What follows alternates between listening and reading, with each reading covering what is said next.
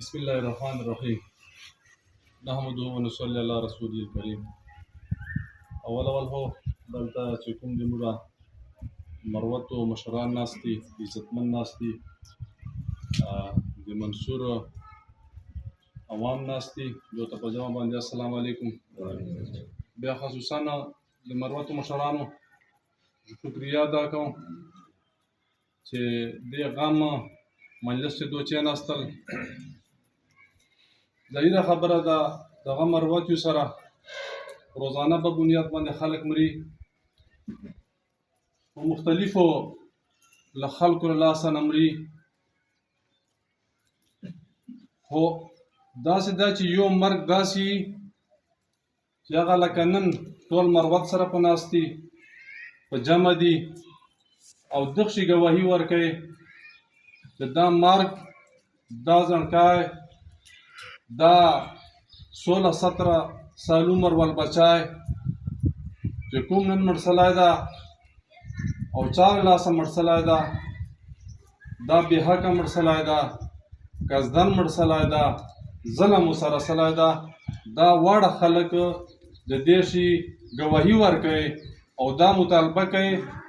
چې دغه بچي سره، دغه بچي خاندان سره، د دغه بچي کلي سره، د ټولو مروتو سره د دغسې انکوایري وشي. که چېرته دا بچی دا ګرم وخاته یقینا دته سزا میلاو ده، نو دا مشران بیا د ده پوښتنه نه کوي. خو که چېرته دا ناګرم و بیا د ده قاتلانو ته سزا ورمیلاو شي. صرف دا دوره قدرې مطالبه یې ده او دا د یوه شهري، دا د یوه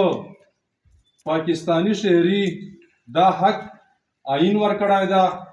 دا حق قانون ورکړی ده، دا حق دلته سټیټ ورکړی ده. موږ منو چې دلته کریمینل خلک شته دي، موږ منو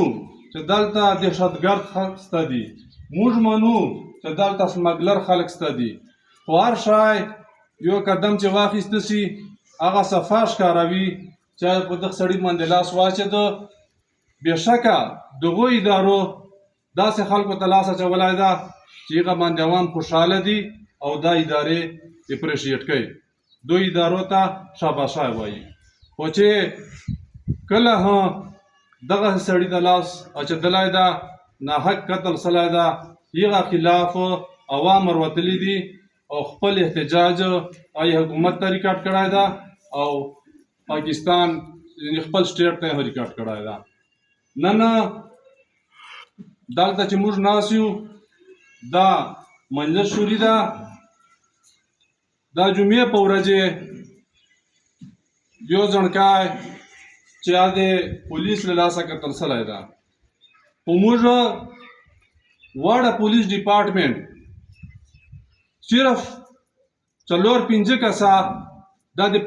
لکي پولیس ډپارټمنټ نه دا نه تسلیموم. د لکي پولیس ډپارټمنټ په 16-17 افرادو باندې مشتمل ده چې هغه خپل افسر ده، ډسټرکټ پولیس افیسر ده او نور هم افسران شته دي. نو موږ له دغه سټیج نه که چیرې د پولیس ډپارټمنټ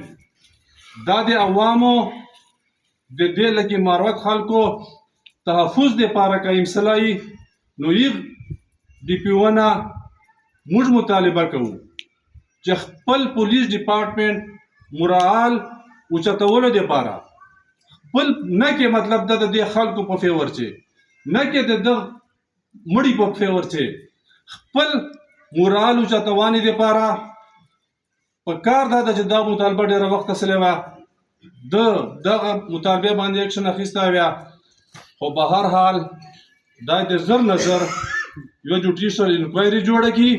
او هغه چې موږ یو مطالبه بله ده چې د صرف سرکاري افرادو باندې مشتمل نه وي، هغه چې د موږ د علاقې مروتو مشران هم شامل وي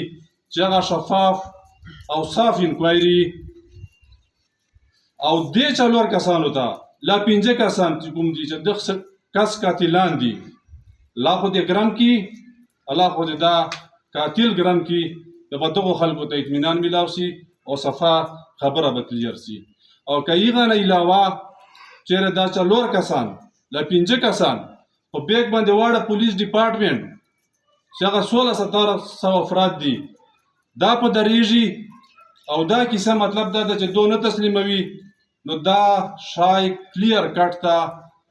روزیه غوندې جوت ته چې دغه کسان بیا ګرم دي زه له باشهید خیل کوم نه یو نماینده په طور باندې د تاسو مقتول ګرانې د منصور خلکو چې کومې مطالبې اجایزې مطالبې هغه موږ برپور تایید کوو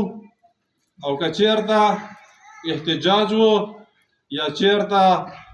افسرانو سره ناستی و انتظامیه سره ناستی و انشاءالله العزیز که احتجاجی که ناستی موږ باشهید خیل کوم عوام موږ جرګه د موږ کمیټۍ اب تاسو پوژه پوژه د سره ولاړی وما علینا الا البلاغ